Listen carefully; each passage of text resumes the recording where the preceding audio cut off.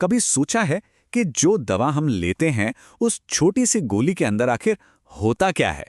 हम सब यही मानकर चलते हैं कि वो एकदम 100% शुद्ध होगी, है ना? पर क्या सच में ऐसा है? चलिए आज इसी की तह तक जाते हैं और पता लगाते हैं कि दवा में असल में क्या-क्या होता है। तो सबसे बड़ा और सीधा सवाल, क्या कोई भी दवा 100% शुद्ध हो सकती है? मन तो यही कहता है कि होनी चाहिए, लेकिन सच्चाई इससे काफी अलग है। और इसका सीधा सा जवाब है नहीं, कोई भी दवा पूरी तरह से शुद्ध नहीं होती। लेकिन इससे पहले कि कोई घबराए, ये समझना जरूरी है कि ये बात ना सिर्फ नॉर्मल है, बल्कि पूरी तरह से ठीक भी है। और ऐसा क्यों है, आइए समझते हैं। तो जब हम दवा में अशुद्धि या इम्प्योरिटी की बात करते हैं, तो इसका मतलब क्या है? देखिए, इसका मतलब है कोई भी ऐसा अनचाहा केमिकल जो दवा के मेन हीरो, यानी कि वो चीज जो असल में बीमारी पर असर करती है, जिसे एक्टिव फार्मास्यूटिकल इंग्रेडिएंट या एपीआई कहते हैं, के साथ रह जाता है। ये अशुद्धियां दवा बनाते वक्त या उसे स्टोर करते समय भी बन सकती हैं। तो सवाल ये है कि ये अनचाहे मेहमान, ये इम्प्योरिटीज आखिर आती कहाँ से हैं? सच तो ये है कि इनकी जड़ें दवा बनाने की बेहद जटिल प्रक्रिया में ही छिपी होती हैं। जरा सोचिए, ये कहीं से भी आ सकती हैं। जिस कच्चे माल से दवा बननी शुरू हुई, वहां से, जो केमिकल्स उसे बनाने में इस्तेमाल हुए उनसे, यहां तक कि जिस मशीन पर दवा बन रही है या फिर जिस डिब्बी में उसे पैक किया जा रहा है, वो भी इसका सोर्स हो सकती है। मतलब हर कदम पर एक चुनौती। ये दवा कंपनियों के लिए एक बहुत बड़ी पहेली सुलझाने जैसा है। और ये प्रक्रिया कितनी जटिल है, वो यहां साफ दिखता है।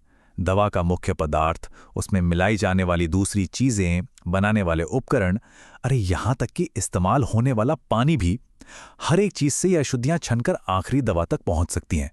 इन सब पर एक साथ नजर रखना और इन्हें कंट्रोल करना वाकई बहुत बड़ा काम है। तो इतनी सारी अलग अलग जगहों से आने वाली इन अशुद्धियों की अव्यवस्था में वैज्ञानिक समुदाय एक व्यवस्था कैसे बनाता है?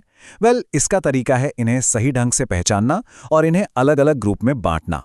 इस काम के लिए दुनिया भर की जो बड़ी बड़ी दवा नियामक संस्थाएं हैं, वो मिलकर एक गाइडलाइन बनाती हैं, जिसे कहते हैं ICH।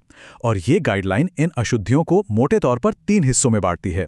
पहली ऑर्गेनिक यानी कार्बन वाली, दूसरी इनऑर्गेनिक जैसे कि धातुएं, और तीसरी रेसिडुअल सॉल्वेंट्स यानी वो केमिकल्स जो बनाने की प्रक्रिया के बाद भी थोड़े बहुत रह जाते हैं।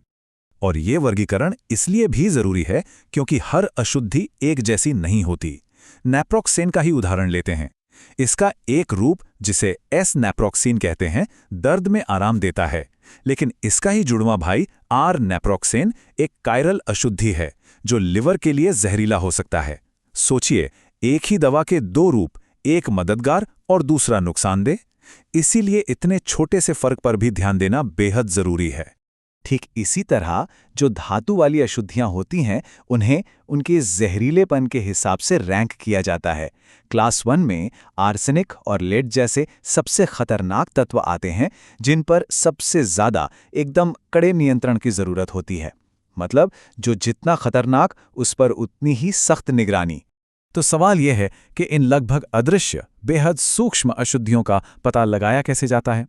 यहीं से शुरू होती है टेक्नोलॉजी के एक अविश्वसनीय सफर की कहानी।